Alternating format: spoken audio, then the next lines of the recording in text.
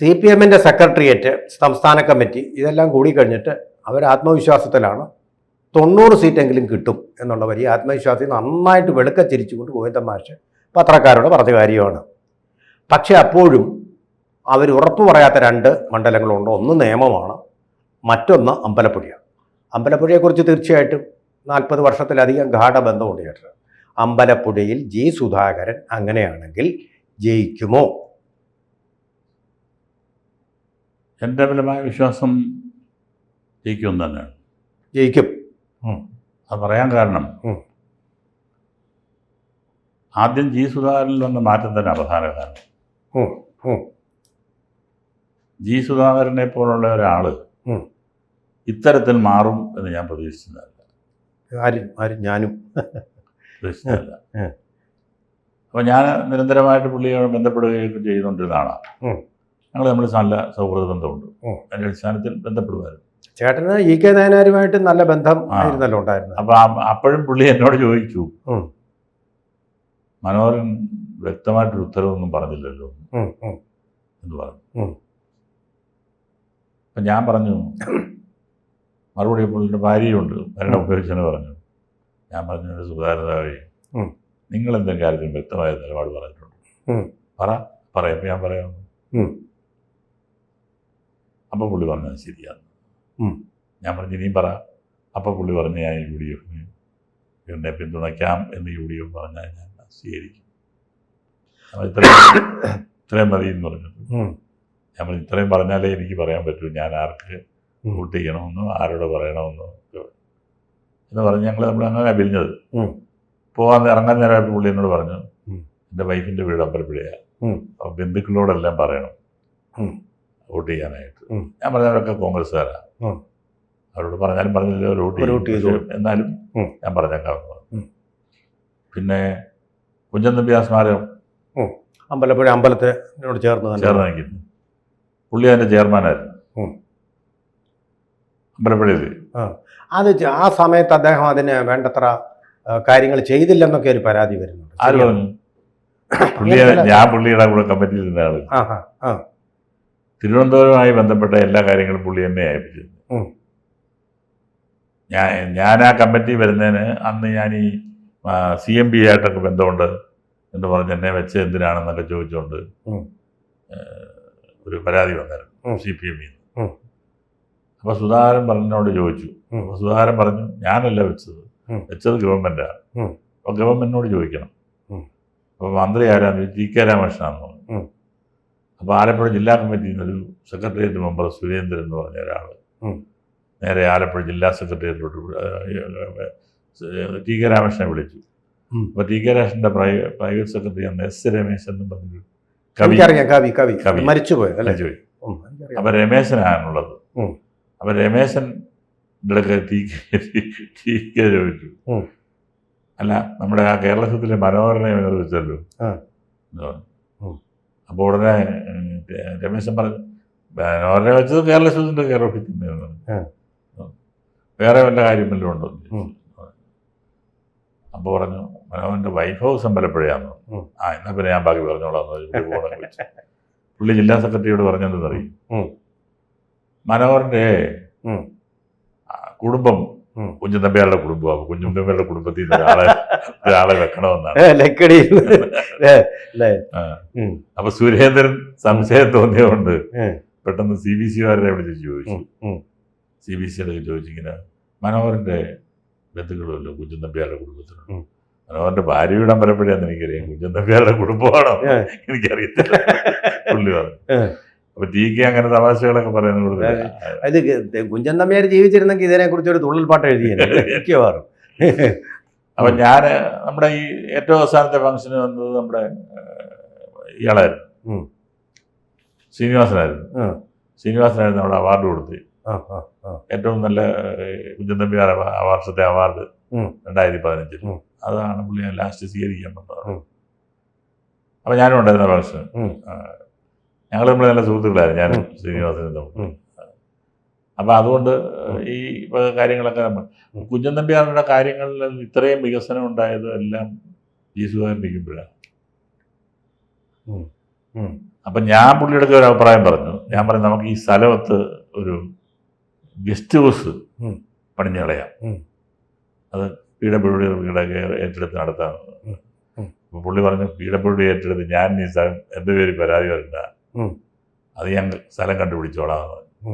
പുള്ളി കരിമാടിയിൽ തന്നെ അതിന് സ്ഥലം അക്വയർ ചെയ്ത് അവിടെ ഗസ്റ്റ് ഹൗസ് ഉണ്ടാക്കി. കരുമാടിക്കുട്ടൻ്റെ സ്ഥലം അല്ലേ? അവിടെ കരിമാടിയിലെ PWD ഗസ്റ്റ് ഹൗസ് ആണ് ഇപ്പോൾ ആലപ്പുഴ ജില്ലയിലെ ഏറ്റവും നല്ല guest house. Government guest house. Government guest house. Kunchan Nambiar സ്മാരക ഗസ്റ്റ് ഹൗസ് എന്ന് വല്ലതും ഉണ്ടോ? അങ്ങനെ വല്ല പേര്? ഇല്ല. പക്ഷെ വേറെ കാര്യമുണ്ട്, കുഞ്ചൻ നമ്പ്യാരുടെ വേറെ ഇത് അത് കൂടാതെ ഒരു സ്മാരക മന്ദിരമുണ്ട്. അതൊക്കെ ജീസുകാരനുള്ളപ്പോൾ തുടങ്ങിയതാണ്. പിന്നെ അപ്പൊ പുള്ളി കവിത എഴുതുന്ന ആളുമാണ്, സാഹിത്യത്തെ. അതുപോലെ തന്നെ പുള്ളി തകഴി സ്മാരകത്തിലും ഉണ്ടായിരുന്നു. ഓക്കെ. അല്ല, ജനങ്ങളുടെ ഇടയിൽ ഇതിലൊക്കെ പ്രധാനം ജനങ്ങൾക്കിടയിലുള്ള സ്വീകാര്യതയാണല്ലോ.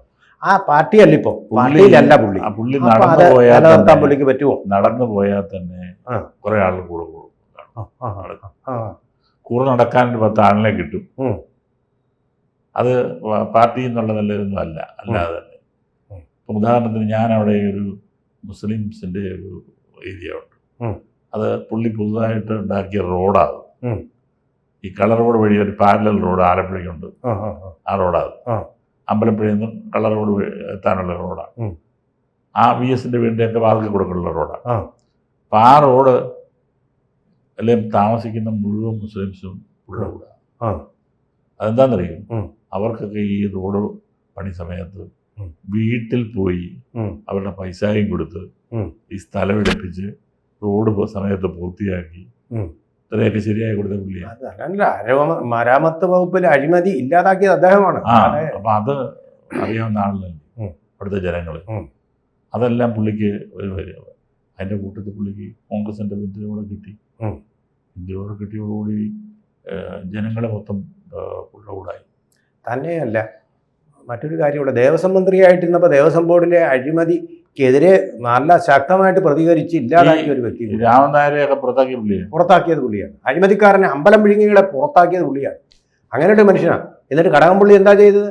നിസ്സംഗനായിട്ടിരുന്നു, അല്ലെങ്കിൽ കള്ളന്മാർക്ക് കഞ്ഞി വെച്ചു കൊടുത്തു. അതല്ലേ കടകംപള്ളി ചെയ്തത്? സ്ഥാനാർത്ഥിയായിട്ട് മത്സരിക്കുന്നു അദ്ദേഹം. കടകംപള്ളിക്ക് ഇപ്പൊ സീറ്റ് കൊടുത്തതിന്റെ കാരണം എന്താ? കടകംപള്ളിക്ക് സീറ്റ് കൊടുത്തതിന്റെ ഫലമായിട്ടാണ് ശിവൻകുട്ടി ഇവിടെ നിർത്തേണ്ടി വന്നത്. ശിവൻകുട്ടി നിർത്തുന്നില്ല എന്ന് പറഞ്ഞത് എനിക്ക് വയ്യാത്തോണ്ട്. അപ്പൊ കടകംപള്ളിയെ നിർത്തണമെങ്കിൽ ഒരു കാരണം വേണമല്ലോ. അതിന് ഒരു മന്ത്രിയെ കൂടെ സ്ഥാനാർത്ഥിയാക്കി.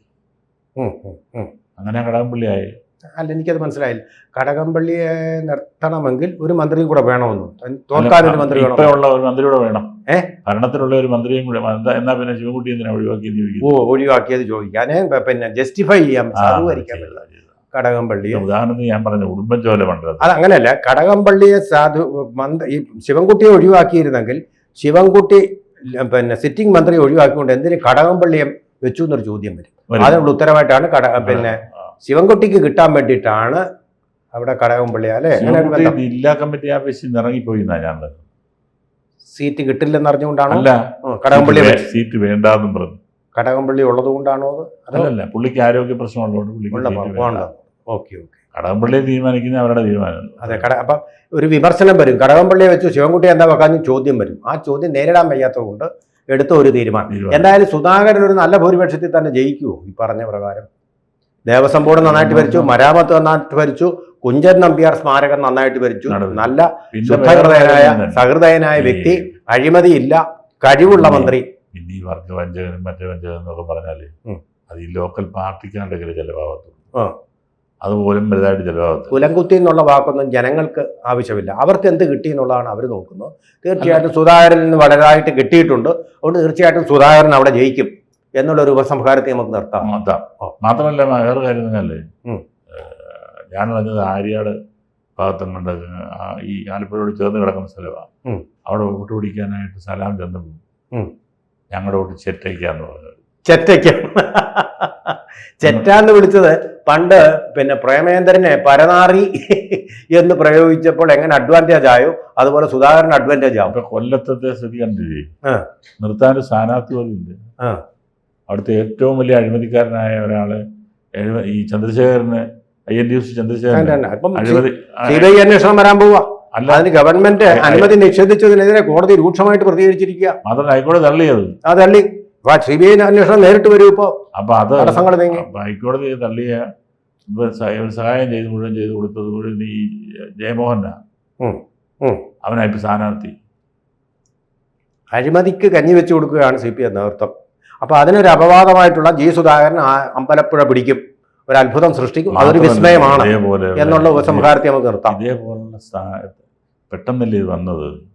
കണ്ണൂർ പോലുള്ള രാഷ്ട്രീയത്തിൽ പോലും ഇതിനൊക്കെ എതിരായിട്ടുള്ള ഈ പാർട്ടിക്കുള്ളിലെ പ്രശ്നങ്ങൾക്കെതിരായിട്ട് ഒരു എടുത്തിയാട്ടം ഉണ്ടായില്ലേ ജനങ്ങളുടെ. T.K. ഗോവിന്ദൻ, അതുപോലെ തന്നെ V. കുഞ്ഞികൃഷ്ണൻ, ഇതൊക്കെ അവരൊക്കെ ഓരോരോ S. രാജേന്ദ്രനുണ്ട്, പിന്നെ CC മുകുന്ദനുണ്ട്. ലിസ്റ്റ് ഭയങ്കരമാണ്. ഇത് നമ്മൾ ഒരിക്കലും ഓർക്കാത്ത കാര്യങ്ങളാണ്, പ്രതീക്ഷിക്കാത്ത കാര്യങ്ങളാണ്. യഥാർത്ഥത്തിൽ മര്യാദ കാണിച്ച ഒരാളേ ഉള്ളൂ, M. മണി. അദ്ദേഹം ഉണ്ടായിരുന്നു. എന്നിട്ട് അവിടെ ഒരാളെ സ്ഥാനാർത്ഥിയായിട്ട് നിർത്തി. എനിക്ക് പരിചയമുള്ള ആളാ ജയേന്ദ്രൻ. 3 തവണ അവിടെ MLA ആയിരുന്ന ആളാ. പകരം ചെറുപ്പക്കാരനായ ഒരാളെ അവിടെ നിർത്താനില്ല അവർക്ക്. ഇല്ല. ഒരു റിസോഴ്സ് ക്രഞ്ച് എന്ന് പറയുന്ന ഒരു സംഭവം അവർക്ക് ഉണ്ടായിരിക്കുന്ന സ്ഥാനാർത്ഥി. മണിയാശാൻ എത്രയോ കാലമായിട്ട് ബാധിക്കുന്ന ഒരാളാണ്. എന്തായാലും നമ്മുടെ സമയം അവസാനിപ്പിച്ചതുകൊണ്ട് നമുക്ക് തൽക്കാലം ഇത് അവസാനിപ്പിക്കുകയാണ്. ഓക്കെ. കൂടുതൽ വാർത്തകളും വിശേഷങ്ങളും നിങ്ങളിലേക്ക് എത്താൻ ABC മലയാളം സബ്സ്ക്രൈബ് ചെയ്യുക, ബെൽബട്ടനും അമർത്തുക.